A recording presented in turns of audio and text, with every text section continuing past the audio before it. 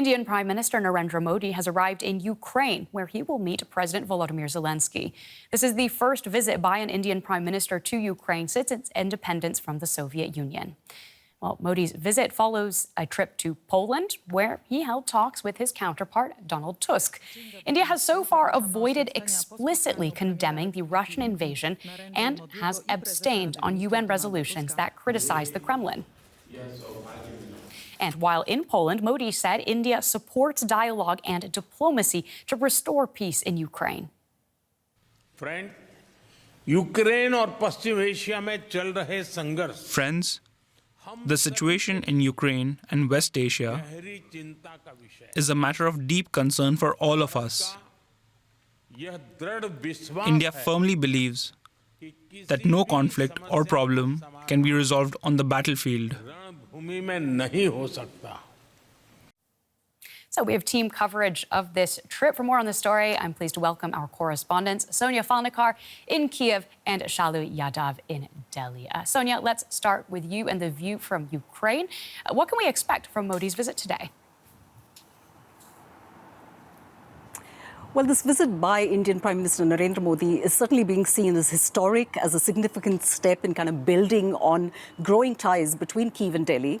But in terms of what to expect today, it's always hard to know the exact program of foreign leaders visiting Kyiv simply because of the kind of tight security measures in place around the Ukrainian President Volodymyr Zelenskyy. And of course, Prime Minister Modi's visit also comes at the eve of Ukraine's own Independence Day, when it marks 33 years of its independence from the Soviet Union. So security has been beefed up further in the capital. The U.S. embassy here is also warning of a heightened risk of Russian missile and drone attacks. Now, we're hearing that Modi and his delegation are expected to meet Zelenskyy and his government this morning, followed by a press briefing. We're not expecting any major announcements, though there are some agreements in the works reportedly around agriculture and defense. And India, of course, will also be eyeing a role in Ukraine's, post-war reconstruction. And Shalu, are you also hearing that this timing is meant to coincide with Independence Day in Ukraine, or is there something else to it? Why do you think he's made this trip now?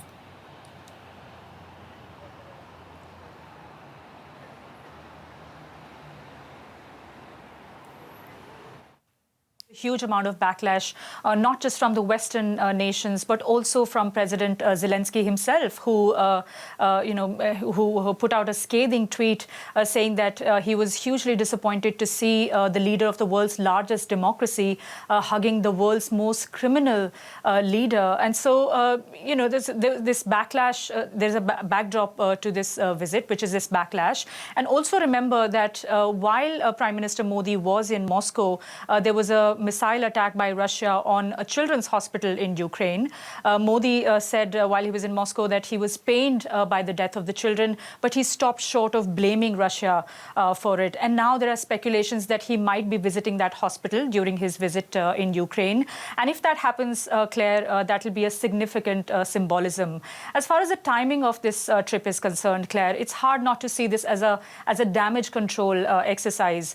But then experts also say that it should not be seen as India sort of buckling under the Western pressure, because India has made it very clear that its relationship with Russia and Ukraine are independent of each other, and it's not a zero-sum game. So it's pure diplomacy unfolding, what you see right now happening in Ukraine. And it seems to have worked already, because yesterday we saw a reaction from a U.S. senior diplomat here in Delhi, who said that the U.S. is delighted to see this important visit by Prime Minister Modi to Ukraine. So the U.S. seems to have also come to terms with the fact that India cannot take the kind of unilateral position that the West has taken on this conflict. And so, for the optics, I think it's all around appeasement.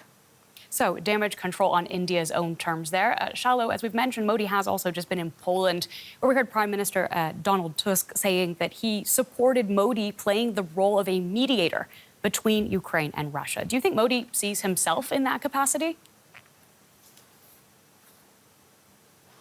Well, India has not really offered itself as a mediator so far. It's been walking this sort of like tightrope on this conflict. So it's been advocating for diplomacy and dialogue, as we've heard time and again from Prime Minister Modi. And it has also said that it's ready to offer any kind of support that's needed for a peaceful resolution to the conflict. So it has always sort of like stopped short of making that commitment that we can step in and we can allow for this peaceful resolution to happen. Prime Minister Modi has said that this is not an era of war, and he reiterated that thought in Poland, where he said that the battlefield is not really a place to resolve conflicts. So, just for a bit of context here, Claire, I think it's in line with India's long-standing position of non-alignment when it comes to global conflicts, as well as its long-standing relationship with Russia, which go way back, way back to the era of the Soviet Union, and so one has to see this trip in that context as well. And Sonia, equally important is, of course, how Kiev sees Modi and India's role. What can you tell us about the view from Ukraine? Well, I think Ukraine has consistently called on India to play a more active role in peace negotiations, given, of course, India's own long-standing ties to Moscow, its growing, global stature. And I think for Ukraine, this is part of its kind of broader outreach to the so-called global South countries, beyond Europe and North America. I think India is seen as central to President Zelensky's ambition of winning over key states in places like Africa, in Latin America, in Asia. These are regions which Ukraine has traditionally not really engaged with or had much of a diplomatic presence in until Russia's full-scale invasion 2.5 years ago. So I think from Ukraine's perspective, Modi's visit here is seen as significant in its kind of efforts, to win more friends, to strengthen its own diplomatic position and widen support in its efforts to fend off Russia's invasion.